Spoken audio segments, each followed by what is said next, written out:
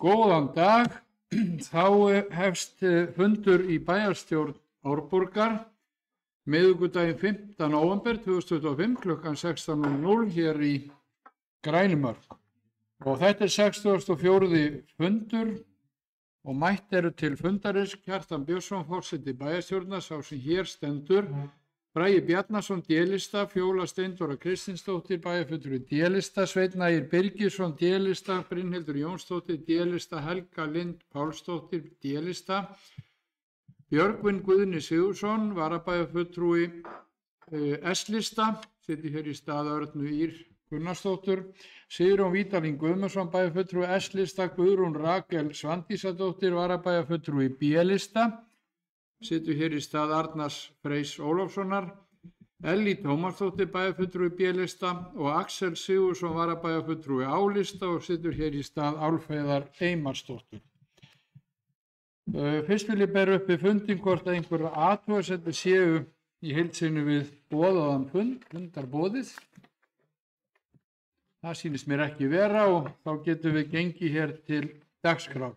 En áður en að við hefjum fundinn að þá ætlar forseti að leggja það til að mál númer 3 á fundunum, Tryggvagata 36, deiluskipulagsbreyting, verði tekið af dagskrá fundarins ef ekki verða við því miklar mótbárur eða umræður.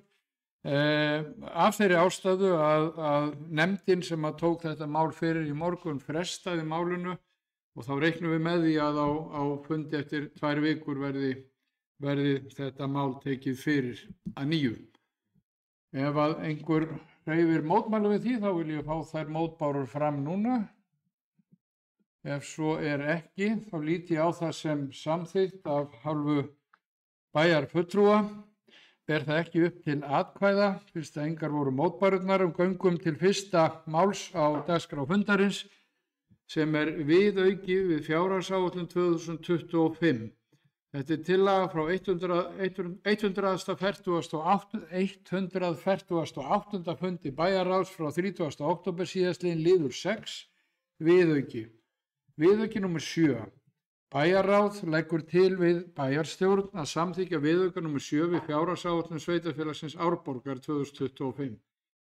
Áhrif viðaukans á rekstrarniðurstöðu samstæðu sveitarfélagsins Árborgar A og B hluta er neikvæð krónur 108.741.009 krónur og verður rekstrarniðurstaða samantekins A og B hluta áætluð jákvæð 14.625.000 krónur.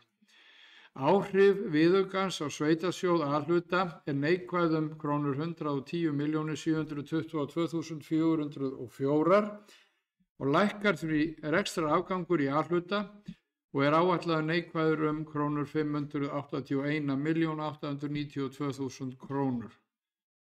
Eftir að viðauki er samþykktur. Viðaukanum er mætt með lækkun á handbæru fé. Svo eru hér nokkur fylgiskjöl sem því eru meðfylgjandi og þá gef ég orðið frjálst og hér er óskað eftir að fá að taka til máls Bragi Bjarnason, bæjarfulltrúi D-lista.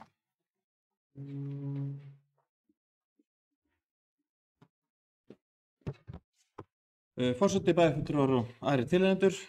Ég veit kannski athygli á því að það var þá þessi breyting á fundarboðinu að það getur verið gott að endur þess að vafran hjá sér bara þannig að það fá þau rétt á fundadagskrá.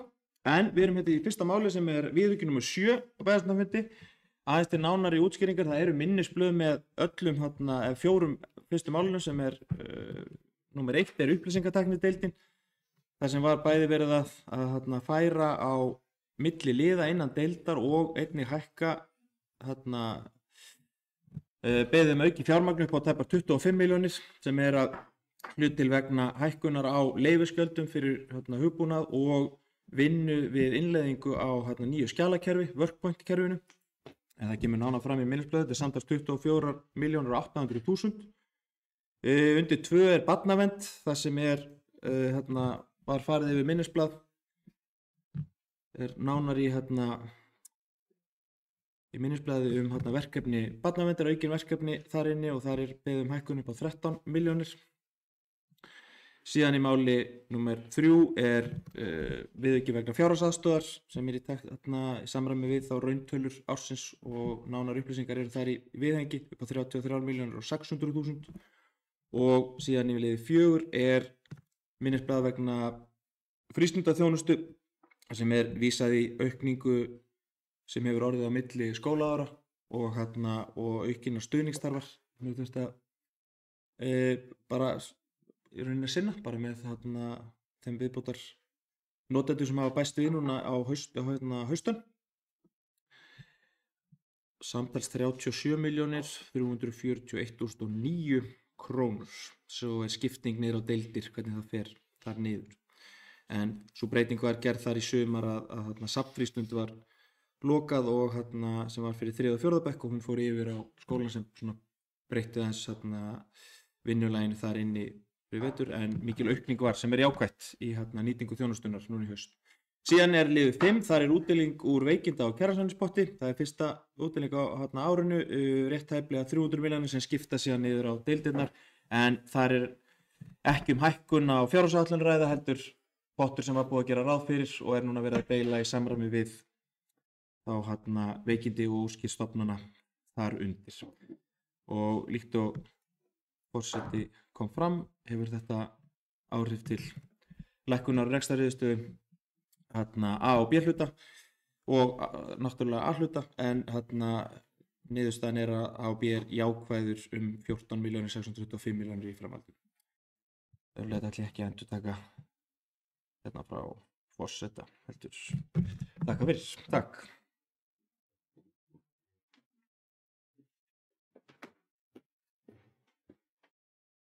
Takk fyrir þetta, Bragi.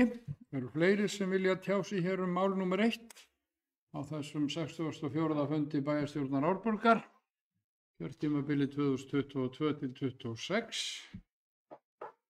Ef svo er ekki þá göngum við til atkvæða.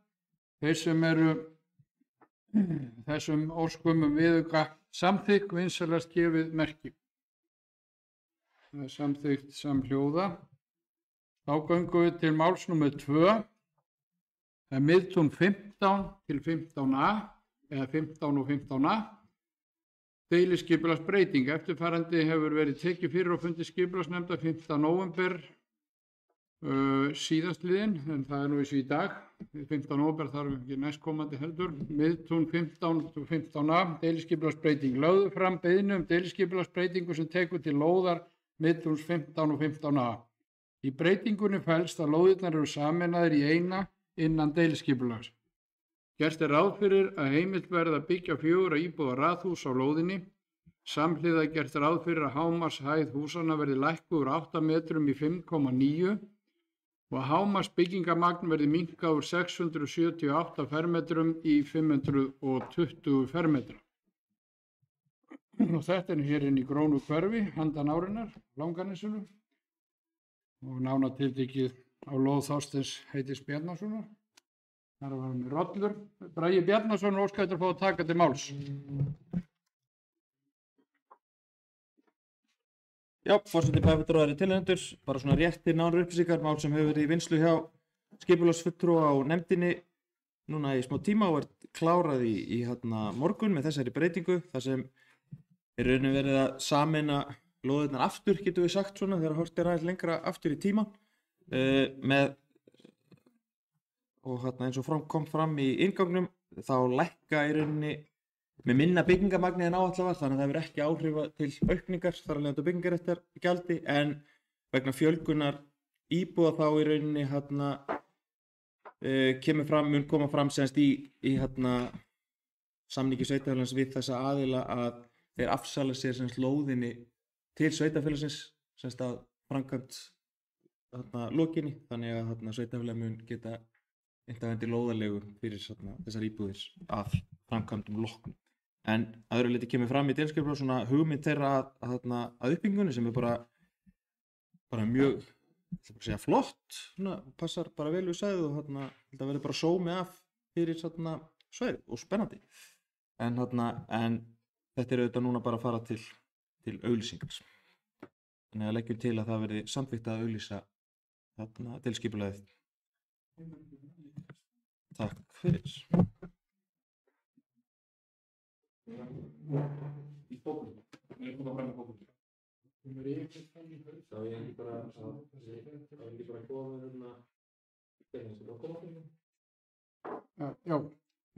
Bragi Bjarnason óskaði eftir að fá að taka aftur til máls. Bæjarfulltrúi D-lista. Bara þannig að það komi skýrt fram upp á afgreiðslunni okkur, þá erum við að leggja til að við bæjarstjórn að deiliskipulagið verði í rauninni auglýst í samræmi við 1. málsgrein 41. laga skipulagslaga. Takk fyrir.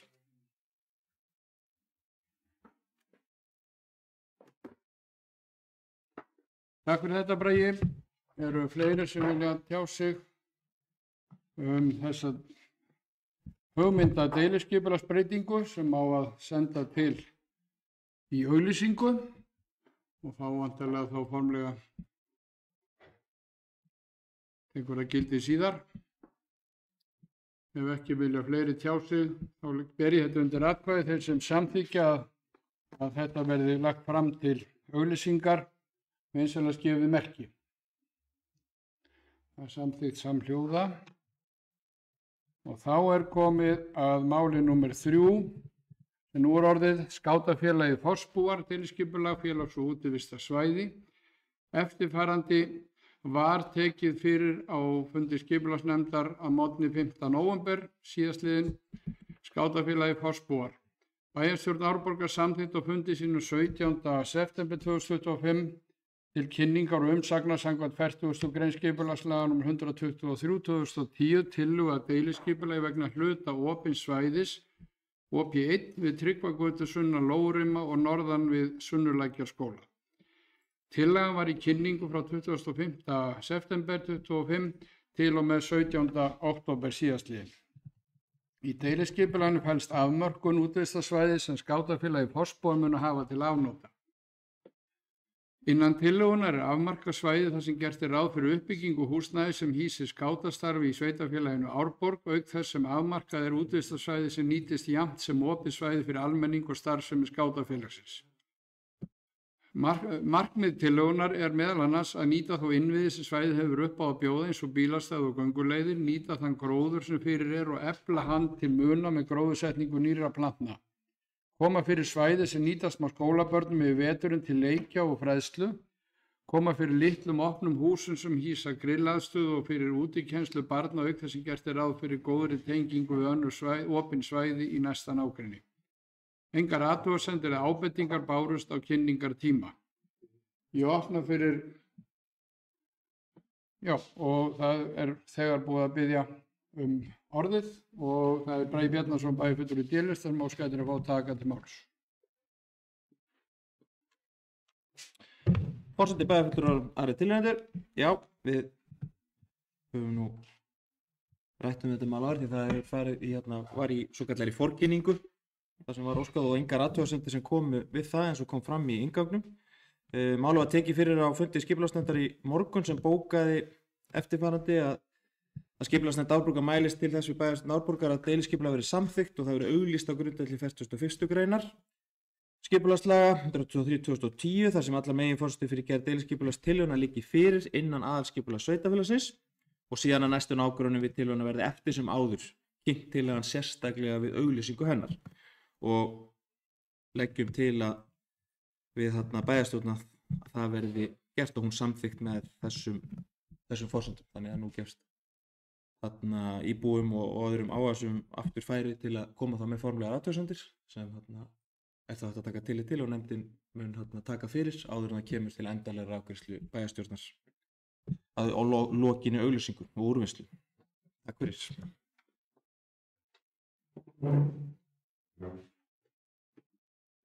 Takk fyrir þetta, Bragi. Eru fleiri sem vilja tjá sig? Ef svo er ekki þá göngum við til atkvæða og fáum fram vilja bæjarfulltrúa til þess að halda áfram með þessar hugmyndir og senda þetta í auglýsingu. Þeir sem eru því samþykkt vinsamlegast gefið merki. Það er samþykkt samhljóða. Þá er komið að fundargerðum hér í 4. máli á fundinum. Það er ungmennaráð, 8. fundur frá haldinn 29. september 2025. Einhverju sem vilja tjá sig þessa fundargerð ungmennaráðs? Ef svo ekki förum við í 5. mál á dagskrá eigna- og veitunefnd. Það 10. fundur haldinn 7. október síðastliðinn. Einhverju sem vilja tjá sig þá fundargerð? Ef svo ekki þá förum við í 7. mál á dagskrá fundarins skipulagsnefnd 51. fundur haldinn 8. október síðastliðinn. Einhverju sem vilja tjá sig þá fundargerð? Ef svo ekki þá förum við í 7. mál á dagskrá fræðslu- og frístundanefnd 23. fundur haldinn 8. október síðastliðinn. Ég gef orðið frjálst og hér hefur Brynhildur Jónsdóttir bæjarfulltrúi D-lista óskað eftir að fá að taka til máls.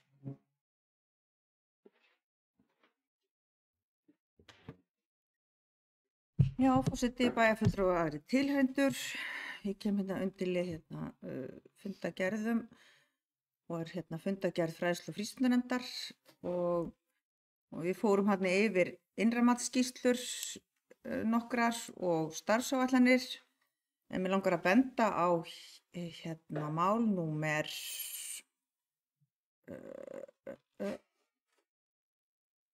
15. Það lokaskýrsla flakkandi félagsmiðstöð og þetta bara fróðleg lesning.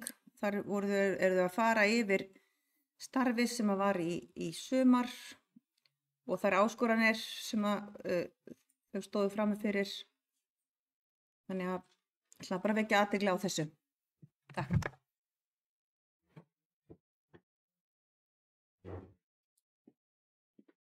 Takk fyrir þetta, Brynhildur. Eru fleiri sem vilja tjá sig þessa fundargerð? Ef svo ekki þá förum við í 8. mál á dagskrá þessa fundar. Bæjarráð 147. fundur haldinn 16. október síðastliðinn. Bragi Bjarnason, bæjarfulltrúi D-lista óskað eftir að fá að taka til máls. Forseti, bæjarfulltrúi tilheyrendur. Já, bara svona rétt aðeins að vekja athygli á máli númer 2, þar sem bæjarráð var lagt til við bæjarráð að við sveitarfélagið myndi auglýsa svokallaðan menningarsal sem staðsettur í Hótel Selfoss. Óska eftir leita eftir tilboðum í salinn. Bæjarráð samþykkti að fara þá leið og mun auglýsing væntanlega birtast bara á næstu dögum og svo vinnum við það bara mál áfram í því. En vildi svona vekja athygli á því þegar eðlilega hefur salurinn verið til umræðu í mörg ár og gott samstarf verið við ráðuneytið næstu skref og mögulega næstu skref sem verður bara spennandi til framtíðar. Takk fyrir.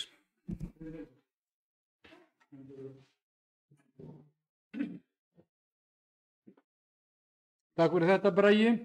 Þá ætlum ég að fá óska eftir því að Brynhildur Jónsdóttir varaforseti taki hér örstutt til starfa. Leysir forseti af. Já, takk fyrir það. Já, við erum undir til fundagerð til kynningar og við erum í leið 8, bæjarráð númer 146. Eru fleiri sem vilja taka til máls? Já, bæjarfulltrúi Kjartan Björnsson hefur óskað eftir að taka til máls varðandi þetta mál. Gjör svo vel.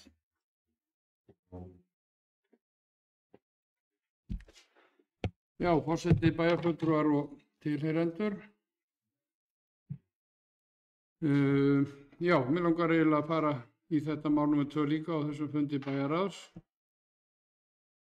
Hef fengið allnokkur viðbrögð hjá íbúum og áhugamönnum menningu og uppbyggingu þess menningarhús sem hefur staðið til að setja inn í þennan sal frá nokkra áratugi aftur í tíman og komst kannski skriður á þetta mál svona 2012, 13, 14 þegar við fórum að vinna í því að standsetja salinn aftur og við erum svo heppin og höfum verið þó það heppin að það hefur verið nokkuð óróa samstaða það meðal bæjarfulltrúa að reyna að klára þetta verkefni fortíðar sem þarna stendur og það hefur ekki skipt neinu máli eins og var til dæmis á síðasta kjörtímabili hjá öðrum meirihluta sem þá starfaði að þeir unnu að einurð að þessu máli og þeir bæjarfulltrúar sem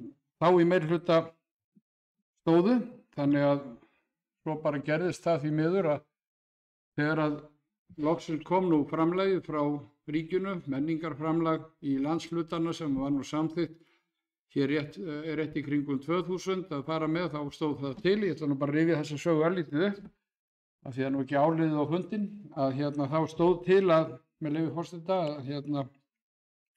að setja peningar frá ríkinu í uppbyggingu menningarsala um allt land og þá var ákveðið að það yrði sett í menningarsal í Vestmannaeyjum sem fulltrúa fyrir Suðurland og var þá í leiðinu svona hálfpartinn sagt við okkur sem búum hér á fastalandinu að við gætum sótt allt til Reykjavíkur og auðvitað er það ákveðin möguleiki sem við höfum, það er stutt að fara á bíl og annað slíkt en það er líka metnaðarleysi að hafa ekki áhuga á því að hafa hér sal fyrir okkar fólk, okkar gríðurlega flotta tónlistarstarf, leiklistastarf og ýmislegt fleira sem hér er boðið upp og auk þess að taka hér á móti líka stórum viðburðum á landsvísu sem er verið að fara með landið og þetta var því miður alltaf þannig að það var farið hérna nánast fram hjá okkur en í þau fáu skipti sem var stoppað þá var verið að reyna að gera þetta hér í stórum íþróttasölum og það er sannarlega þannig staðan að okkur vantar sal undir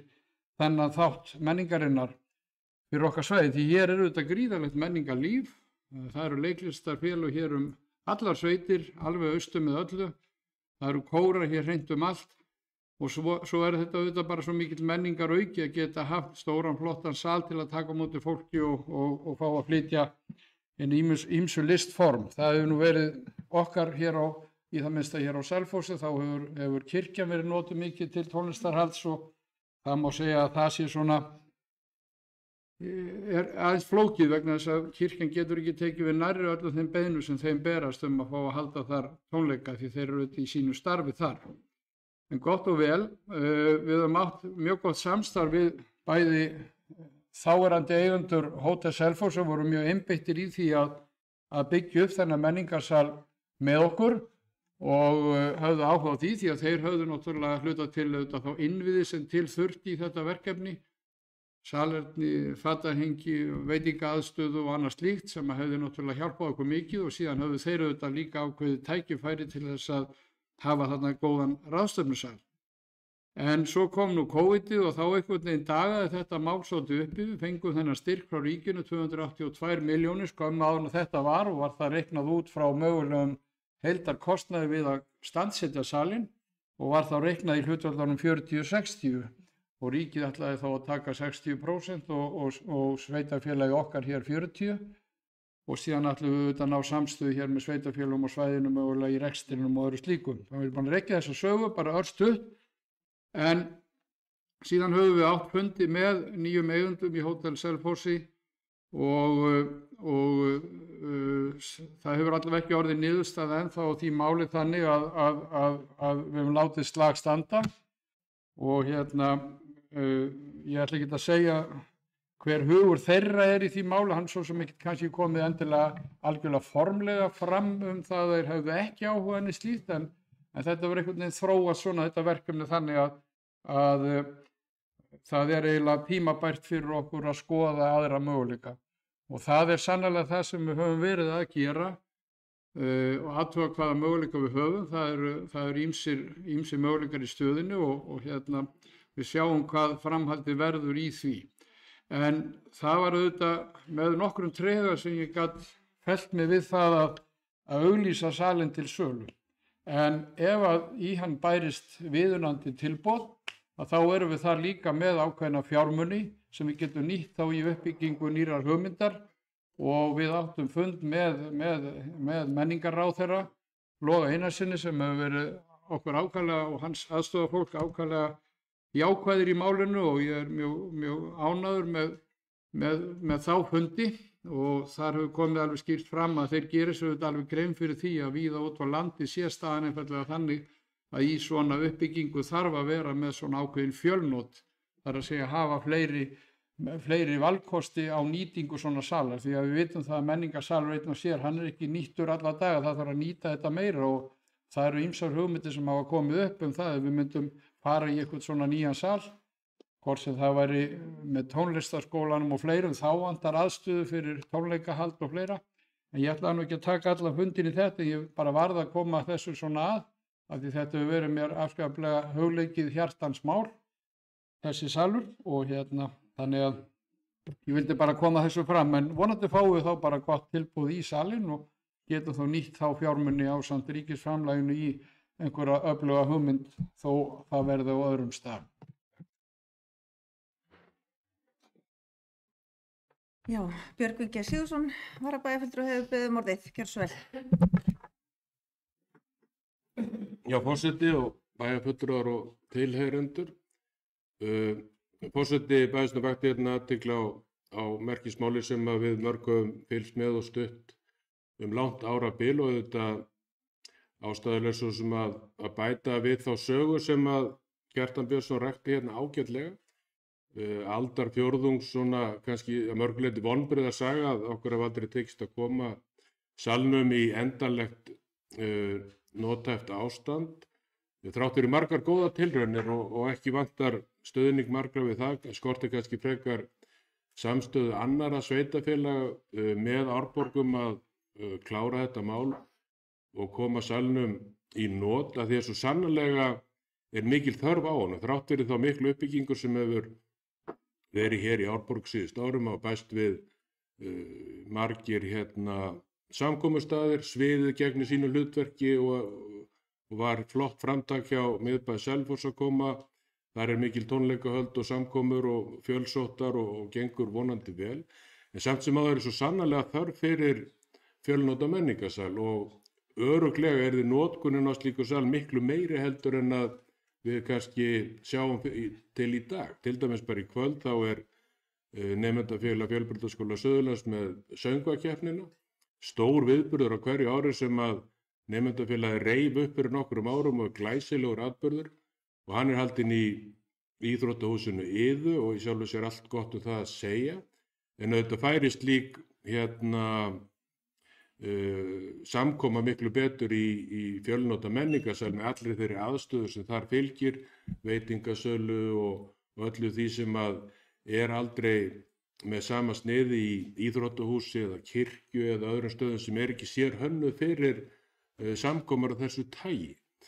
Maður getur rétt ímynda sér að þegar að slíku salur yrði komin hér á Selfoss, þá yrði þar mjög þétt notkun atburða af ýmsu tagi. Forseti nefndi hérna áðan kórastarfsemina, örugglega myndu leikfélög sveitana hér í kring koma hérna niður með sýningar sem eru sýndar í félagsheimilunum af og til og nokkur þeirra starfa með miklum krafti. Þannig að mér langaði bara að kannski að spyrja forseta Kjartan Björnsson aðeins út í það. Væntanlega ríkisframlagið ónýtt, það er væntanlega til staðar og býður að þangað til að komin er lúkning í málið og niðurstaða. Er fullreynt með það að það sé ekki kannski forsendu fyrir því að ljúka þessum sal og hagkvæmara og fljótlegra að fara aðra leiðir. Sem sagt þá væntanlega byggja nýjan sal frekar sem væri þá stæði þá væntanlega kannski stakur og væri ekki inn í þessari byggingu þarna niðri og svo framvegis.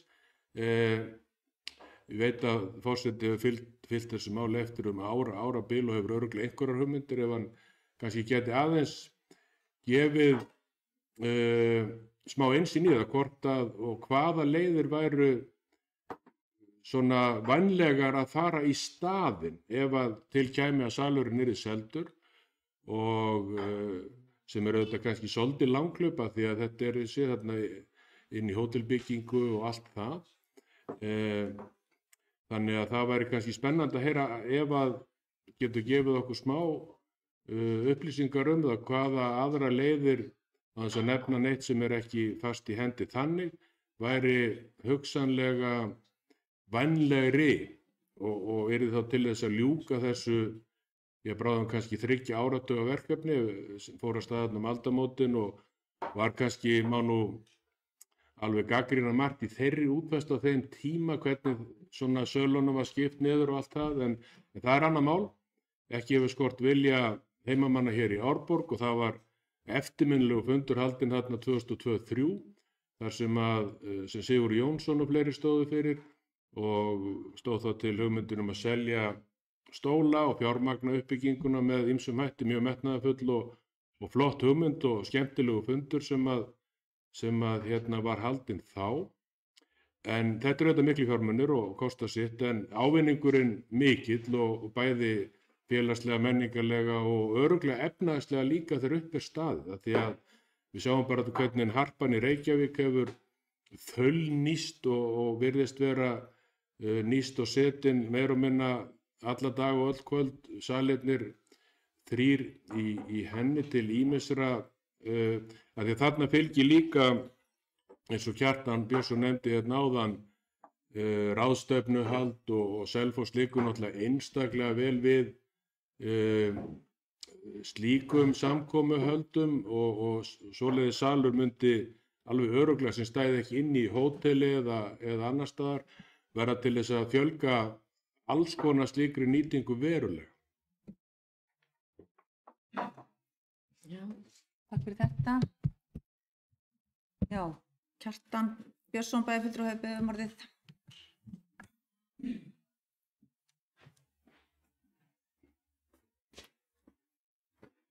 Forseti, bæjarfulltrúar, tilheyrendur. Já, það er kom náttúrulega enn betri rakningin í fortíðina, því á fortíðinu byggjum við að hluta til framtíðina. Það er rétt hjá varabæjarfulltrúa Björgvin að K.A. fór þarna af stað með mjög metnaðarfullar hugmyndir meira að segja skömmu fyrir aldamótin og þar var virkilegur raunverulegur vilji. Það voru talsverðir fjármunir þar til í húsi þá en því miður þá endaði það ekki alveg eins vel og allir vildu, en þá var einmitt afar mikilvægt starf unnið af Sigurði Jónssoni sem þá var framkvæmdastjóri ferðaþjónustu sviðs hjá K.A. og hann lagði mikið í sölurnar og hefur verið mikill og öflugur stuðningsmaður og stutt mig alveg hreint með ráðum og dáð öll árin, alltaf að koma til mín og setja í borðið hnefan og segja áfram gakk. En því miður var það nú ekki, en það er líka alveg hárrétt og af því að það var ekki komið inn á hérna áðan nema þegar Björgvin nefndi það að með fjölbrautaskólana þau náttúrulega voru líka með leiklistarfélag eða leikfélag í fjölbrautaskólanum og þau hafa sett upp sýningar í hótelinu með undanþágum frá Brunavörnum margsinnis og líka verið með held ég svona upphafið þessum söngkeppnum sem voru þá eitthvað með öðru sniði og það var verið að reyna þetta inn í hálfkörðum salnum og þau gerðu þetta mjög skemmtilega, var þetta viðstaddur margsinnis. Ég hef verið þeirrar innstu sannfæringar og trúar allan tíman að þetta, það er margir auðvitað verið úrtölumenn á leiðinni og sagt að þetta sé bara barn síns tíma og annars slíkt og sagt að þessi salur mun aldrei passi í það. Við gerðum á síðasta kjörtímabili og þá satt ég í nefnd með Guðbjörgu Jónsdóttur og Tómasi Ellert og við fórum í ansi mikla vinnu þá. Það var farið í hljóðvistarmælingar og það var gert mjög margt sem var til þess að undirbyggja þessa framtíð salarins og það var verið að mæla hljóðvisti allt húsið, þetta er náttúrulega steinsteypt hús og það berast náttúrulega dyngjirnir eitthvað. Og það var alveg vitað þá og þá vorum við í viðræðum við þessa eigendur hótelsins að það yrði alltaf einhver truflun af sérstaklega raftónlistarflutningi og það má svo segja kannski að hluta til hafi sviðið inn í miðbænum tekið við raftónlistarflutningnum en auðvitað er það alltaf líka þarna. En þetta var salur sem var hugsað með 350 til 80 manns og það var búið að teikna upp hugmyndir svona það hvernig þetta gæti harmonerað með hótelrekstinum og hótelinu. Stærsta áskorunin upp á að halda áfram með salin þarna snerist risið að lofti fyrir ofan sviðið. Það er náttúrulega búið að breyta hugmyndum frá upphaflegu hugmyndinni, það átti að vera félagsheimili íbúa á Selfossi þegar þetta var farið að stað með þetta og þannig að það var svona breyting á því þannig eru komin hótelherbyggi og þá var þetta raun og veru engum hægt að leigja þau hótelherbyggi á meðan á tónleika haldi staði nema þeim sem væru á tónleikunum. Það getur bara farið þegar tónleikarnir eru búnir. Þannig að það var svona einn möguleikin í því og ég sjálfur sér hef aldrei útilokað það að geta farið í samstarf með núverandi eigendum og hótelinu og öðru slíku og ef að þeir kæmu að því borði. Þetta auðvitað þannig að við erum það háðir í sjálfur sér rekstrar aðilum í hótelinu alveg klárlega að það eiginlega varla hægt öðruvís en með verulega sterkri þátttöku þeirra. Og svo getur vel verið svona hugmyndir mögulega sölu á salnum því þarna getur hver sem komið og keypt og sett bara hótelherbergi eða hvaðina sem að við fengjum bara hátt og gott verð fyrir það eða þá að þetta myndi kannski líka breyta tónunum í því að skoða þetta bara jafnvel enn betur. Ég ætla bara ekki að útiloka neitt í því en við hafa ekki leitt okkur á það stig en svo þetta með hvað gæti tekið við og maður nú búin að láta hugan reika það í raun og veru fram og tilbaka og það hefur komið fram hugmynd það að byggja í miðbænum hús sem að mun vera svona, afsteypa gamla Selfossbíó og eins og elstu menn muna sem hér eru að þá var Selfossbíó næststærsta danshús landsins miðja síðustu öld og gegndi hér hlutverki menningarhús fyrir svæðið. Þarna voru sveitaböll og leiksýningar og allt sem að nöfnum nefna og bíósýningar, allt var í Selfossbíó. Og það hafa heyrst hugmyndir það að endurbyggja það hús. Ef að það væri til dæmis, að við höfum rætt við, ég og Bragi Bjarnason, höfum rætt við fulltrúa miðbænum sem það hvort að það gæti komið til greina. Þetta var náttúrulega bara svona viðræður eða svona samræður þetta og þeir töldu það að það gæti komið til greina. Ég ekkert að upplýsa meira en ég má með það að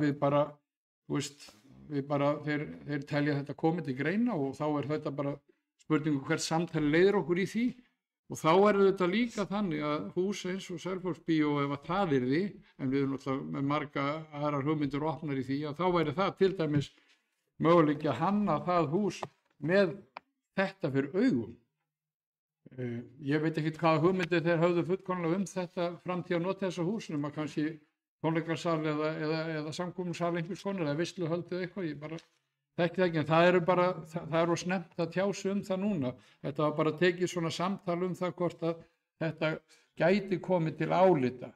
Það vildi ég fá svona einhverja smá vissu fyrir áður en ég myndi samþykja að fara að selja salinn og skoða þær hugmyndir. Þannig við séum ekki algjörlega landlausir í framhaldinu. En þetta eru bara hluti sem við þurfum aðeins að hugsa og ræða og fara yfir í rólegheitum öll saman þegar að kemur einhver meiri svona botn undir þetta mál.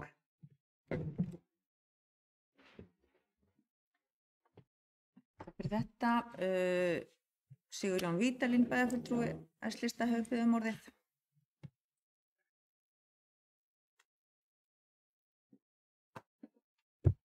Já, frú forseti, nú getur bæjarfulltrúar og aðrir tilheyrendur. Ég kem undir sama máli, menningarsalurinn.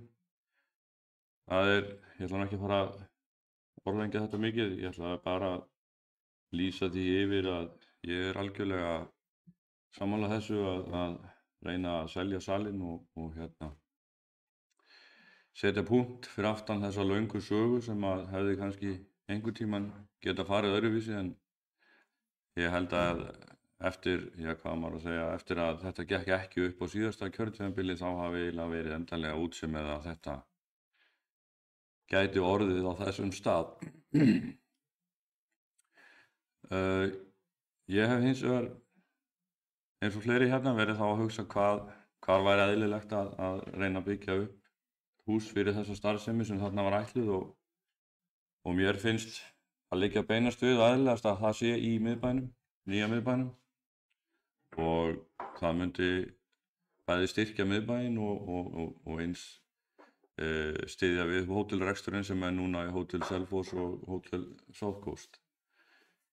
Ég held að og vona að forsvarsmenn miðbæsins taki þennan bolta og sýni þessu máli áhuga og vilja til að vinna þetta með bæjarstjórninni inn í framtíðina. Takk. Já, takk fyrir þetta, Sigurjón. Eru fleiri sem vilja taka til máls undir lið 8 bæjarráð 101. 147. fund bæjarráðs. Ef svo er ekki þá fel ég aftur forseta bæjarstjórnar stjórnarfundinum. Gjörðu svo vel.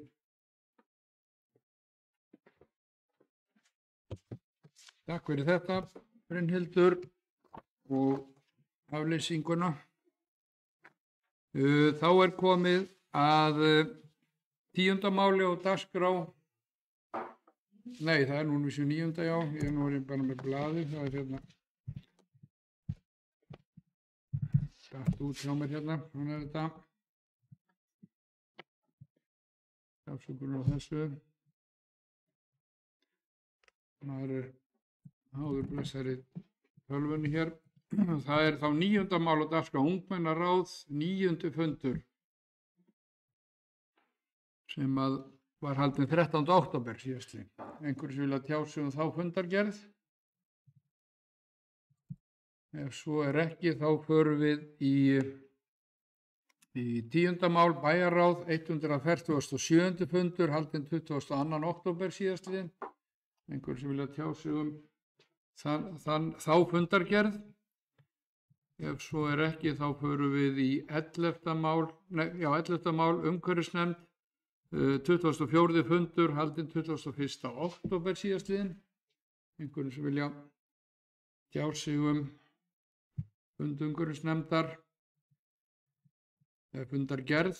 Það er 12. mál þá á dagskrá, velferðarnefnd. Það er 20. fundur, haldinn 21. október síðastliðinn. Helga Lind Pálsdóttir, bæjarfulltrúi D-lista, óskar eftir að fá að taka til máls.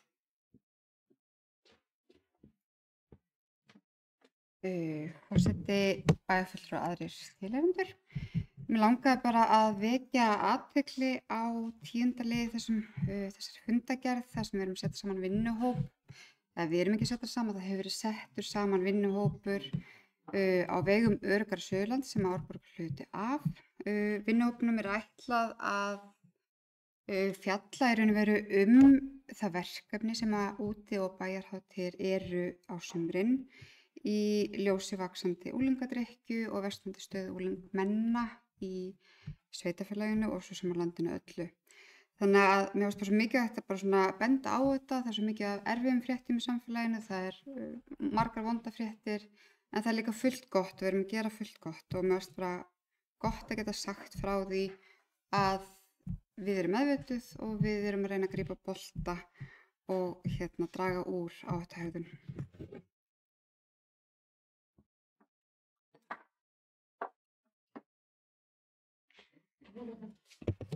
Takk fyrir þetta, Helga Lind. Þá hefur Fjóla Steindóra Kristinsdóttir, bæjarfulltrúi D-lista, óskar eftir að fá að taka til máls.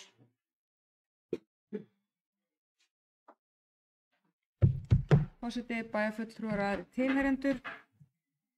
Ég kem hér upp undir lið 5 í fundargerð velferðarnefndar sem er verið að biðja viðaukað vegna fjárhagsaðstoðar. Mér langaði bara að ávarpa þetta vegna þess að kemur fram að hér er að ræða aukningu vegna fjárhagsaðstoðar, framfærslustyrk fyrir þá einstaklinga sem minnst mega sín. Þannig erum við að tala töluvert háa upphæð og ég þekki nú til þessa málaflokks og starfaði þarna árabil og hef oft sett spurningamerki við það svona fyrir mína part að þetta sé orðið svona umsagnarnar séu orðnar rafrænar og fara fram til göttunum og það stingur með aðeins þetta séu 33,6 milljónir að því leyti að ég held að þarna þurfi kannski jafnvel bara að lyfta grettistaki og ráða en starfsmann og ég segi aldrei þetta orð að ráða starfsmann, örugglega fyrst skipti sem það heyrt mig segja það. Mér finnst til dæmis verið að ráða allt of mikið af starfsfólki en að því sögðu þá myndi ég leggja til að þarna ætti að horfa til þess að ráða starfsmann vegna þess að það er margsýnt sig að í gegnum tíðina að þessum hóp þarf að sinna og þá ekki bara til að spara, heldur bara til að veita betri þjónustu og betri leiðsögn inn þá í aðra þjónustu eða inn í aðra virkni, réttar sagt. Þannig að ég ákvað bara að koma upp til þess að draga þetta aðeins fram. Þetta eru þetta svona ábendingum það að það er að þyngjast þarna úti og það ber að taka það líka alvarlega. Þetta er ákveðin svona mælikvarði á það og að því sögðu þá líka langar mig bara að flagga því. Þarna þarf kannski bara að skoða líka aðra þætti. Takk.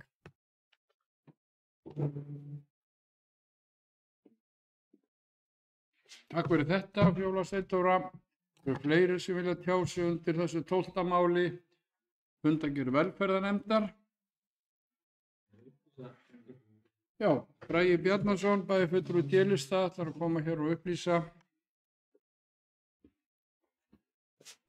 Forseti, bæjarfulltrúi Aðrir tilnefnendur. Já, einmitt í framhaldi að gott að vekja athygli á þessu vegna þess að þetta sýnir svo sannarlega að það er að þyngjast úti og það hefur aukist verulega umsóknir fjárhagsaðstoð á þessu ári sem skýrir rauninni beiðnina viðauka en einmitt og tek undir þau orð og það var í rauninni ráðinn inn starfsmaður sem kemur inn mitt ár og að einmitt að fara að vinna að og markmiðið einmitt að vinna til þess að geta veitt betri aðstoð, komið einstaklingum í rétta ferð og rétta þjónustu þannig að með vonum það við getum aðstoð fleiri og þar af leiðandi minnkað útgjöld úr þessum leiðandu frekar reynt að hjálpa einstaklingum til sjálfshjálpar þannig að maður geti komist bara sjálfur vonandi í vinnu og aukið í rauninni bara framleitt til samfélagsins. Það er alltaf það sem við viljum öll, reyna að hjálpa okkar veikasta fólki og öllum til sjálfshjálpar eins og sem er mjög fallegt orðið í þeim efnum.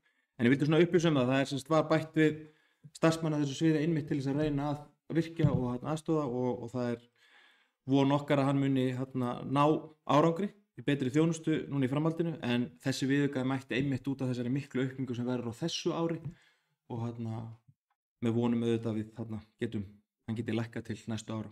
Takk fyrir.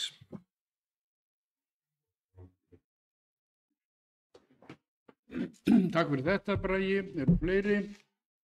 Ef svo er ekki, þá förum við í 13. mál á dagskrá þessa fundar sem er 64. fundur bæjarstjórnar Árborgar. Það er eigna- og veitunefnd, 47. fundur haldinn 21. október síðastliðinn. Og ég gef orðið frjálst og það hefur óskað eftir að fá að taka til máls Sveinn Ægir Birgisson, bæjarfulltrúi D-lista. Já, forseti, bæjarfulltrúi tilheyrendur. Kemur undir fyrsta máli fyrst. Það er rannsóknarsamningur við 3 landeigendur í Alviru. Vatnsveitan hefur gert rannsóknarsamning þar að leita á köldu vatni og þetta er rannsóknarsamningur sem gildir til 1 árs. Í framhaldi er verið að vinna að langtímasamningi varðandi vatnsöflun á þessu svæði og eins og bæjarfulltrúar vita þá erum við bara með eitt svæði undir fyrir allt kalt vatn í sveitarfélaginu sem er Ingólfsfjallið sunnanverðu, ef svo má segja, suðaustanverðu. En þarna erum við að fara aftur svo sem Ingólfsfjallið en erum að fara í norðaustur hluta fjallsins. En við erum líka að horfa náttúrulega á Kaldárhöfðaverkefni sem við höfum verið að vinna á seinustu ár og þetta bara svona millileikur í því en virkilega jákvætt og hefur mjög gott og traust samtal við þessa landeigendur og landvernd sem á stærsta hluta jarðarinnar og er bara virkilega spennandi verkefni og við þurfum virkilega á meira köldu vatni að halda og er þetta bara mjög spennandi verkefni. Síðan er ég líka undir máli 2 á sama fundi. Það er bygging grunnskóla í Björkusstykki, Stekkjarskóla, það er 3. áfangi. Þessi er rauninni búin að byggja fyrstu 2 áfangana sem eru allar kennslustofur fyrir skólan en 3. áfangi átti að hýsa í upphaflegu plönum átti hann að hýsa tónlistarskóla og íþróttahús.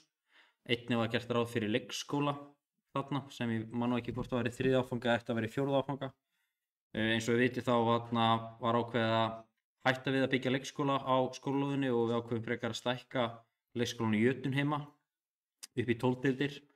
En á þessum fundi þá er verið að taka minnisblað tónskólan en rauninni frá það vinnan byrjaði við Stekkjarskóla þá hafa forsendur breyst bæði varðar íþróttar kennsluna og íþróttamannvirki sem við ætlum að byggja þarna og einnig forsendur tónskólans.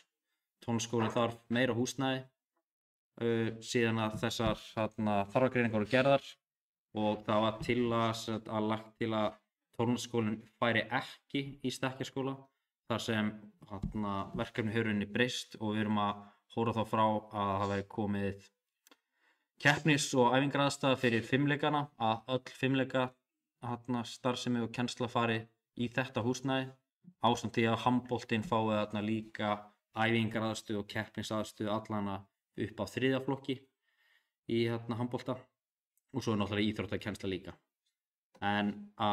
Og við erum einnig að horfa fram hvort það er að koma öðrum íþróttagreinum sem vantar kannski meira pláss og betra húsnæði að koma þeim fyrir og þetta bara allt í vinnslu. En sem sagt að tónlistarskólinn fari þangað ekki og verður fundin önnur staðsetning. Í dag náttúrulega kennsla svo sem og hann hefur aðstöðu í öllum grunnskólum okkar eins og öllum grunnskólum hérna í sýslunni. Þetta er tónlistarskóli Árnessýslu. En aðal húsnæði skólans að vissu leyti mjög gott þótt að sé einhverju leyti hægt að bæta en það var mjög gott en það þarf að stækka og það eru fjölmargir möguleikar í boði og við lögðum okkur til við bæjarráð að lagt verið til að stofna hópur verið fengið saman til að skoða þessa kosti og það tekið undir á bæjarráði. En eins og segja, það eru fjölmargir kostir og húsnæði sem í dag mjög gott og mögulega væri þetta að finna einhverja starfsemi sem tengist því en líka verið að skoða líka hvort það ætti mögulega að selja núverandi hús og byggja bara nýja starfsemi fyrir allan skóla annars staðar. Ég get nefnt dæmi eins og við bara, það eru allir möguleikar opnir en við vorum til dæmis hættum við í Sunnulækjarskóla að byggja kennslusundlaug, það hellingslandsvæði líka, það hellingslandsvæði við aðra okkar innviði eins og íþróttarstarfi upp á íþróttavelli og fleira, reyna að safna saman öllum tómstundum saman á einn stað. Það var líka grunnhugsunin með stekkjarskóla, hugmyndin að setja tónlistarskólann þangað. En eins og staðið núna þá umfangi búið að bætast það mikið fyrir íþróttaáfangan í stekkjarskóla varðandi handboltan og fimleikana að við sjáum ekki fyrir að þetta muni bara flækja verkefni enn meira að fá alla þessa starfsemi þar og tónlistarskólann sé betur borgið einhvers staðar annars staðar og var einróma sammáli það í nefndinni. Takk fyrir.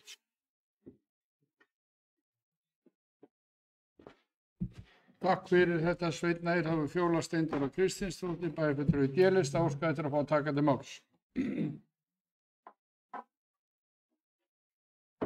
Forseti og bæjarfulltrúar og aðrir tilheyrendur. Já, mér langaði að koma hérna upp undir þessum lið í svona framhaldi líka því sem við vorum að ræða áðan í sambandi við menningarsalinn og mér finnst þetta bara mjög jákvætt og áhugavert og hvet bæjarstjórn til að skoða það í samhengi við það sem var verið að ræða áðan nýtingu á menningarsal.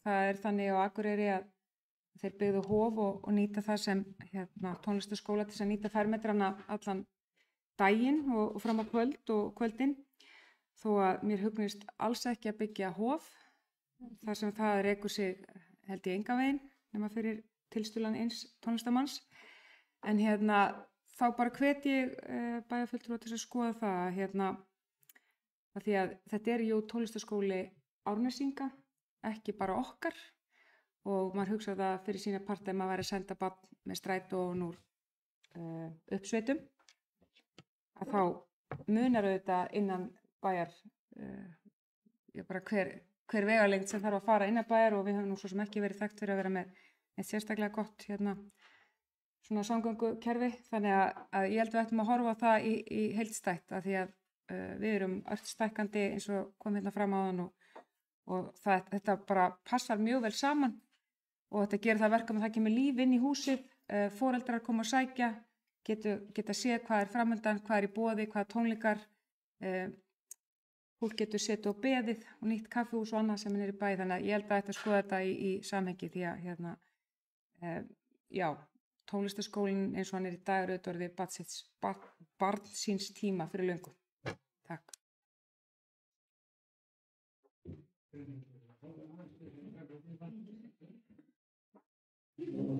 Takk fyrir þetta Fjóla Steindóra.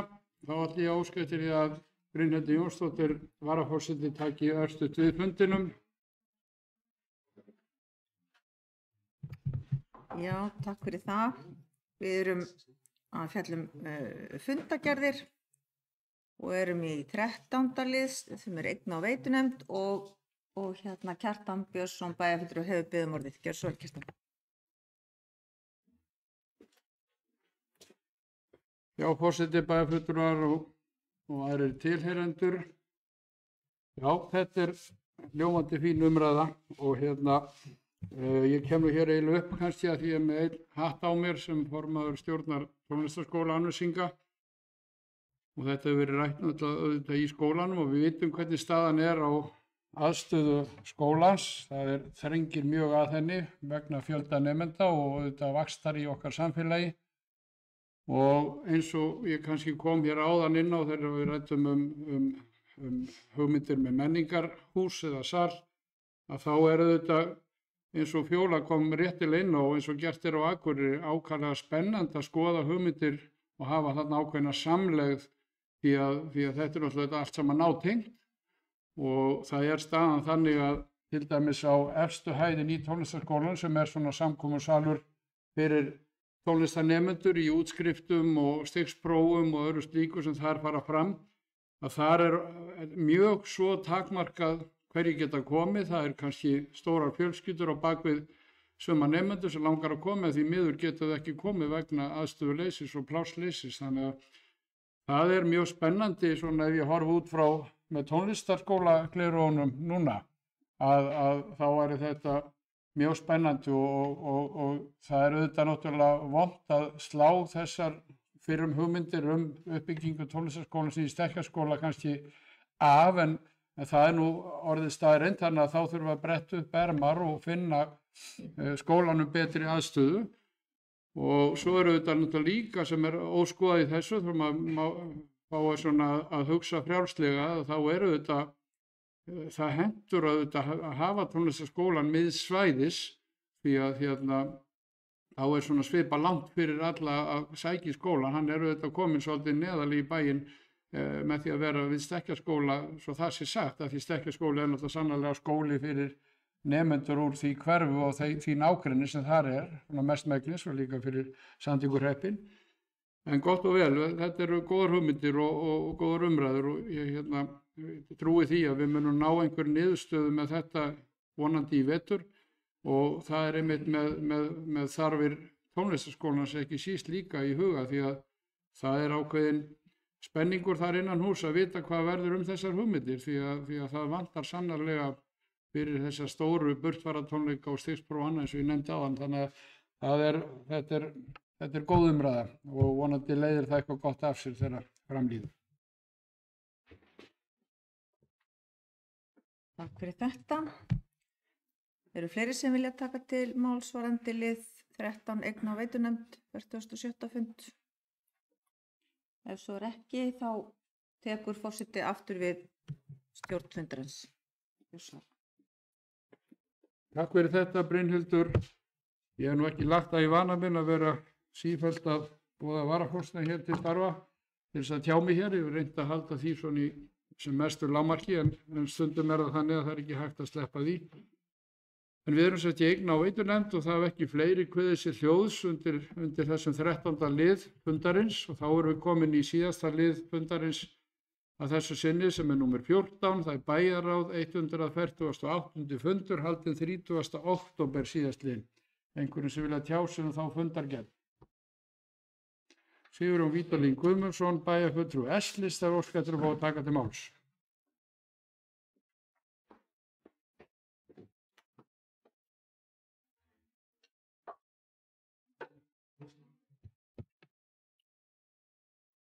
Já, herra forseti, ég kem hér undir.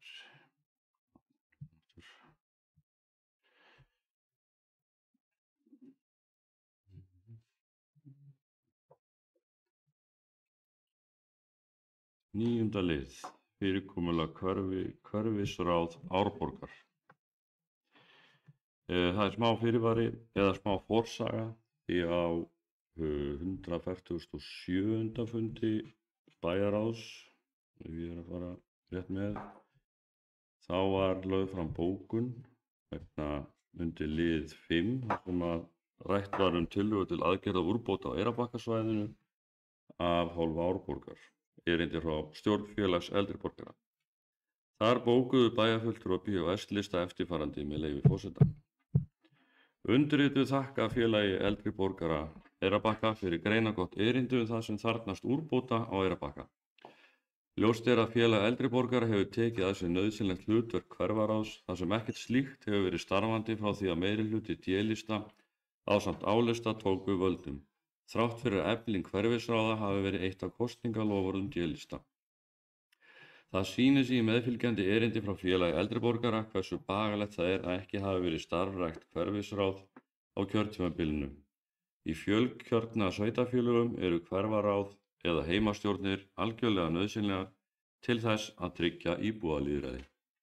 Og undir þetta skrifa Arnar Freyr Ólafsson bæjarfulltrúi B-lista og Arna Ýr Gunnarsdóttir bæjarfulltrúi S-lista.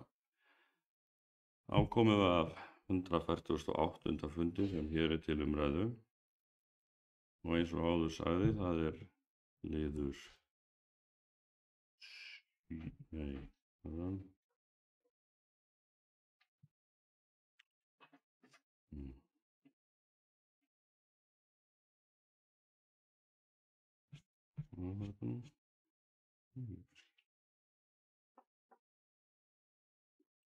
liður 9 ásakið.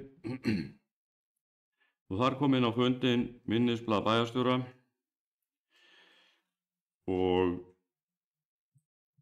ég ætla nú ekki að fara að lesa það í heild sinni, ágætis minnisblað og þar voru dregnir fram 2 valkostir, annaðhvort að halda samþykktum óbreyttum og skipa í hverfisráðin í samræmi við gildandi samþykktir eða 2 hefja endurskoðun á samþykktum hverfaráði Árborg.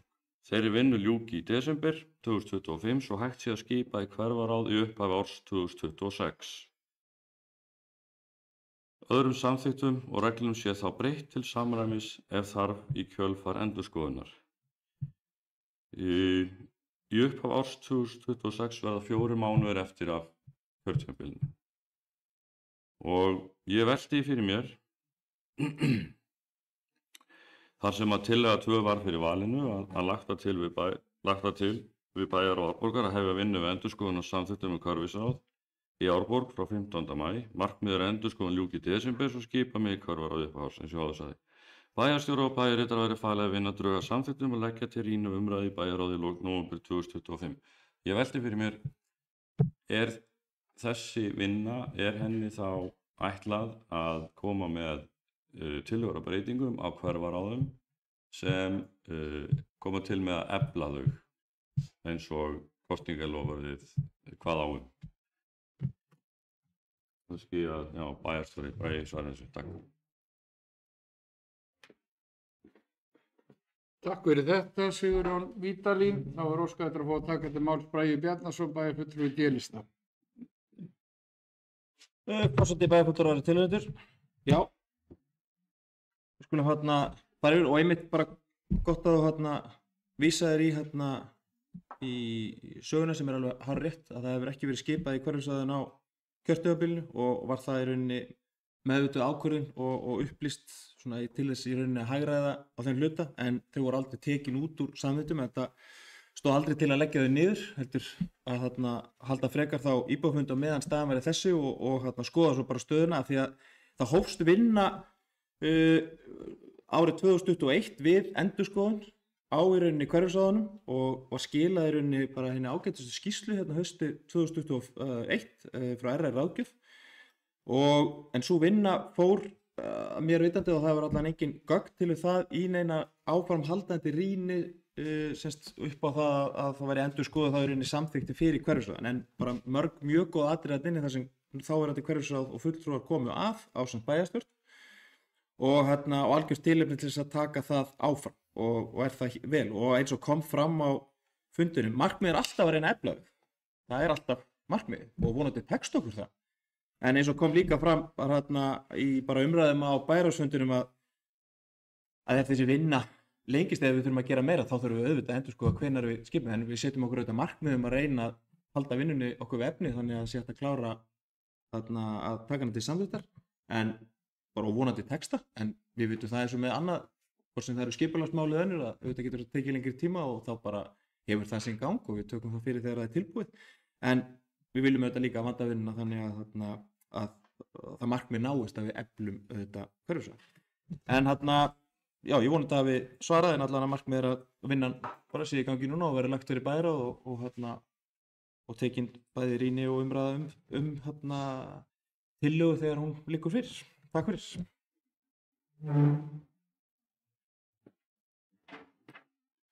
Takk fyrir þetta, Bragi. Sveinn Ægir Birgisson, bæjarfulltrúi D-lista, og skættir að fá að taka til máls 14. og síðasta lið fundarins.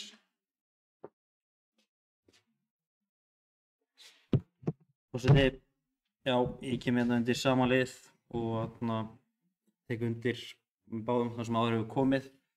Mér langaði svo sem líka bara að koma hérna upp sem fyrir formaður í hverfisvæði. Ég var formaður í hverfisvæði Selfoss einhvern tímann í den.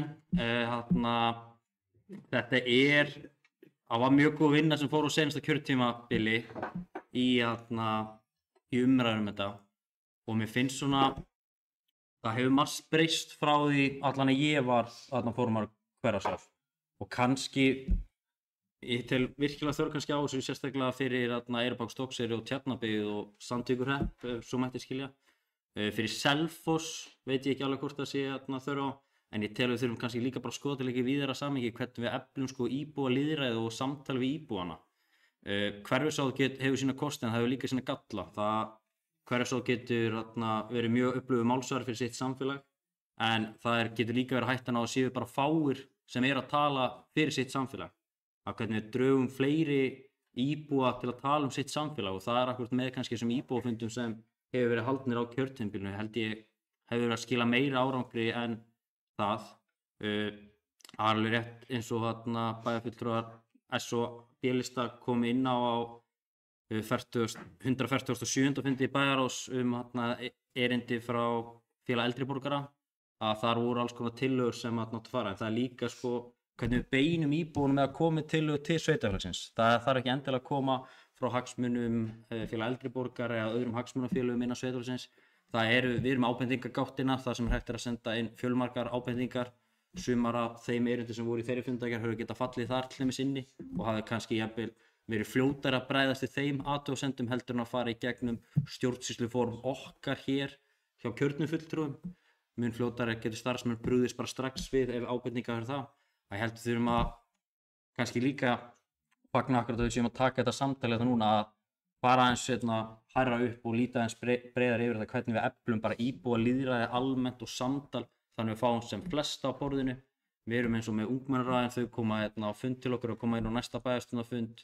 Það hefur verið pæling hvort að félag eldri borgara eiga að hafa fasta fundi með bæjarstjórn sem dæmi, en það er líka þessir akkurat íbúafundir þannig við drögum sem flesta íbúa að samtalinu og hvernig það skal háttað og eins og segi það er margt breyst varðandi með betri Árborg þar sem hægt er að núna hafa bara kosningu og komið tillögur eins og góða staðsetningar eins og fyrir strætóskýli á Stokkseyri sem er núna komið upp eða það er hægt að hafa ábendingagáttin þar sem íbúar geta komið með ábendingar varðandi bara allt sem tilfellur í okkar samfélagi. Já, það var ekki. Takk hérlega.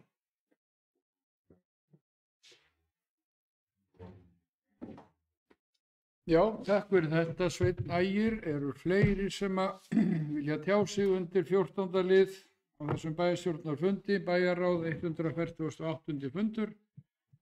Ef svo er ekki, þá er dagskrá fundarins tæmd og ég segi